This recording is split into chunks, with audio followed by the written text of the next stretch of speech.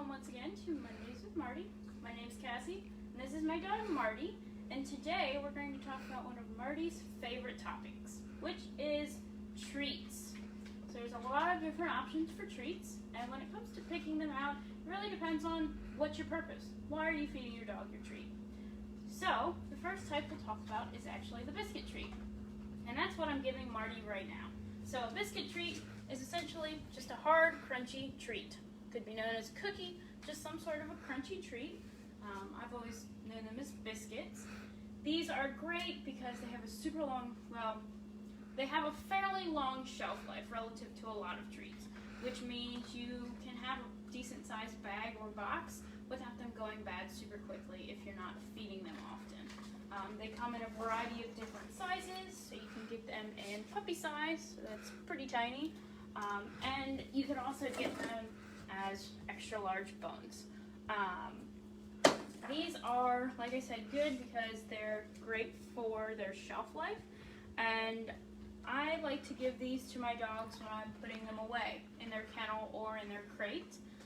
They'll get a piece of a biscuit every night when they go to bed, and they'll get them, if I decide to leave them Marty home during the day, he'll get a biscuit, and Belle, his sister, gets one every time I leave. They're flavorful, great crunchy treats. Not ideal for training.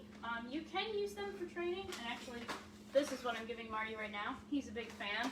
It's a new variety that we're trying, and he really likes them. But anyway, back to the training. They're not the best for training because the dog has to pause when they're chewing them up. Normally when you're training, you are feeding quite a lot of treats quickly, and you want to keep your dog focused on you, and the time it takes them to chew the treat, you could lose them. So if you're healing and you feed your dog a crunchy treat, they're going to slow down and chew their treat, and they're going to continue healing. They also tend to be fairly good sized unless you get the puppy version, which you have to just watch caloric intake when you're feeding big treats. It's harder to break them into small pieces. This is about as small as I could get these treats comfortably. I was able to break that in half, but again, it's still a pretty good sized treat. And that's where soft treats are handy. So soft treats, which are chewy treats such as one of these, they're squishy. These are great for training because even if they're big treats like this, you can break them into small pieces. Zooks is really good for small training treats, and these are mushy. I can't really squeeze it and show you, but they're soft. Even this little treat, you can break into a tiny piece, and it's very quick for the dog to eat them. So you can feed a lot of these in a short period of time without interrupting your dog's focus on you. Additionally, they do tend to be lower calorie. You do have to watch them, but these treats are 2 calories a piece, whereas the bigger biscuit that I was feeding, these are 21 calories a piece. So you do want to keep an eye on that when you are feeding your dog and using them for training. But the other benefit to soft treats is some dogs are a little particular about treats. Marty is one of them. In high stress situations, he does not want a biscuit treat. He wants something that's going to be a bit more tasty, more fragrant. And unfortunately, I can't let you smell these over the camera, but these have a much stronger smell compared to the biscuit treat. So there is a higher sensory value to your dog with soft treats most of the time. It does depend on the treat. And then we also have freeze-dried treats. So freeze-dried treats aren't exactly soft treats, aren't exactly crunchy treats. There's a lot of different varieties, and they've really kind of come into focus in the last few years just because there's a lot of different benefits from freeze-dried. It's becoming much more mainstream. And one variety, which Marty is a big fan of, these are actually just whole freeze-dried animal. So this is a minnow. You can actually break them in half, and they're smelly, they're tasty, the dogs really love them, and he hardly chewed that at all. So it's really just flavor and swallow. He's a big fan. You can also have freeze-dried organs.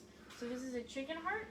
This would be considered a treat because it's small. He will have to chew this up a little bit, and I've never actually tried to break one of these, and you can break them. But he's a big fan of those as well. And then you can also get something like a meal mixer. So these are not technically treats. I like to use them as treats though. And the reason is that this is a complete diet. So you can feed this as a whole meal for your dog, just as a replacement for kibble. And that's pretty appealing to me because they are harder to break apart if you're not careful.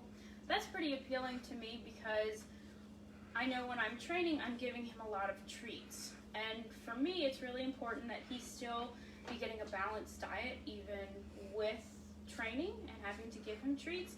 So by feeding these, I do know that I am supplementing him pretty well with vitamins and minerals in addition to the protein and other and fats and carbs that he does need in his diet.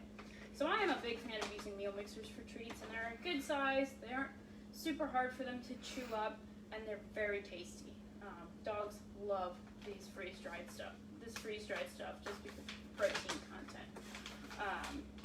So that's all of the treats that the types of treats we sell. You can also give your dogs human treats.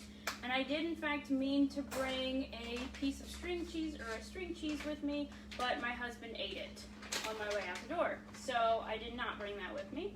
But you can give your dog string cheese. You can give them cooked chicken, cooked steak. Just be careful with quantity because you can throw your dog's diet off if you give too much.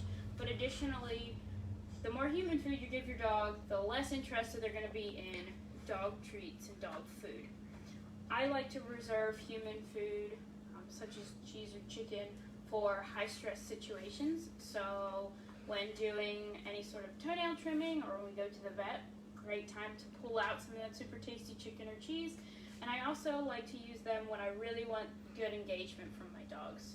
So Marty tends to not be super keen on practicing heeling, so I'll use some string cheese between my fingers to really get him focused on me while we're doing that.